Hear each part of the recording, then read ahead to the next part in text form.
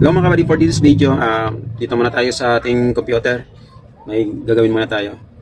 Gagawa muna tayo guys, no? Magpiprint po muna tayo na kasi may nagpagawa po sa atin ng invitation. So pinalayout ko muna sa aking asawa para magawa lang po ito. Si Mrs. po kasi yung maalam dito sa pag-layout ng mga ganitong sitwasyon o kaya bagay mga kabady ko. Ganito.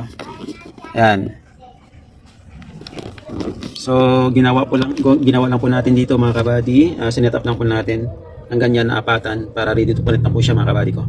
Medyo maano yung aking mata, mapungay kasi medyo pagod ako kabady. Pumunta po kasi ako ng hardware kanina, namili ako ng mga materials para sa may pinapagawa po kami kasi ni Mrs. So medyo pagod at saka pagdating ko dito sa bahay, ito gagawin ko ang pinapagawa ng customer kasi kailangan na to ibigay sa kanya bukas ng umaga. So gagawin muna natin mga kabady, ang gagawin muna natin i-print po natin yan. Tapos mamaya pagkatapos natin i-print, gugupitin po natin, lalagay sa sobre, lagyan ang palamuti kung ano dyan. O sige, so stay up to mga kabady, i-print po natin ito.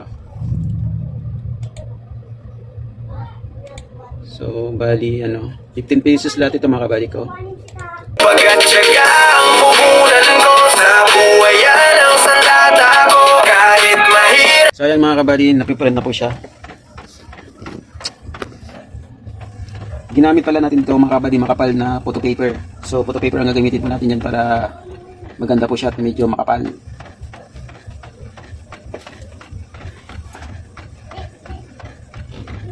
So yan lang mga kabady ko habang nag-aantay po tayo ng hanggang matapos po mag-print. Ayan.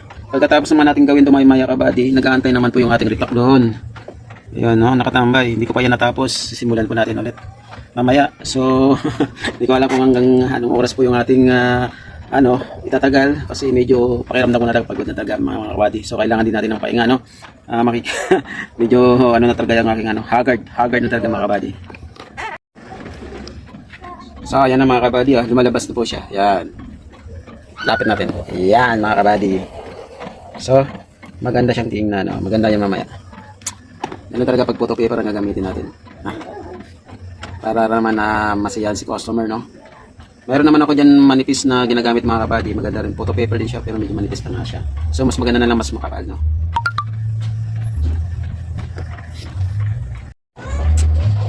So, ito na yung finished product. O kaya tapos na mga kabady, no? Yung na-print na. Yan. Maganda sana kung malinaw yung ating camera, no? Hindi kasi iPhone yung ating gamit, eh. Ayan mga kabady. Ayun. Medyo malinaw dito tingnan. So, okay. Wedding invitation mga kabady ko. Hindi sa akin sa customer. Okay. So, ang gagawin po natin, mag-print po tayo ng 4 na ganito. So, gagawin ko dito mga kabady sa natapos. Gugupitin ko naman ito mga kabady para papasok po natin sa sobre mamaya. Hindi ako gumagamit ng paper cutter mga kabady ko kasi minsan mas gusto ko pa yung gugupitin siya kasi para masanay ako dito sa gunting. Yan mga kabady, no? Taan mo to. Hindi kailangan mayaman para magtagumpay. Kailangan Mamaya yung mga kabady maingay na kasi marami kumakanta rito gumagamit ng video, okay? Lalo na pag wala mga weekend. So ganito na siya kabady. Ganito na siya itsura niya. May sobre ako dito kabady.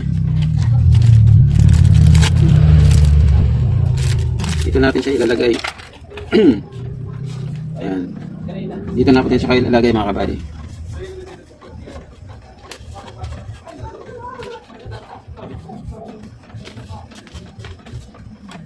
Ayan.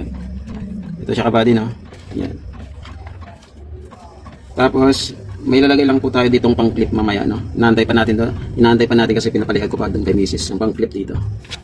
So, sige kabady, gagawa muna ako, okay? Babalikan ko kayo mamaya. So, ito nga mga kabady, no? Continue po natin about doon sa invitation po. Ito po pala kabady, inaantay ko kagabi. Late na kasi na forward sa akin ni Mrs. So, kaya late yun na rin po nagawa at saka hindi ko po yung nabidyohan kahapon yung kagabi pala yung paggawa ko nito.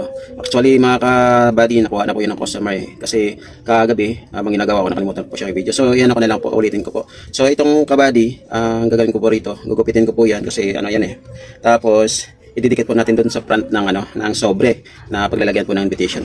Katulad dito mga kabady, no? So ito na po yan.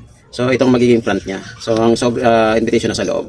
So wala na po akong ano kasi nakuha na po ng customer. So bali ano ko na lang po. I-explain ko lang po rito para at least mayroong end po ating video, no, yung ating vlog. So mga kabady, ganyan lang po siya, no.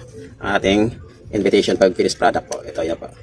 So mga kabady, thank you for watching. Hanggang dito na lang po, no. Sana patuloy lang po kayo magsuporta po sa aking mga ina-upload na video. So maraming salamat po sa mga aking viewers, sa mga ano ko po, silent viewers ko po diyan. Maraming salamat po sa lahat ng mga suporta nyo, mga followers, mga friends. Maraming salamat po. Mga kapitbahay diyan. Hi, hello. Hanggang dito na lang. Bye-bye.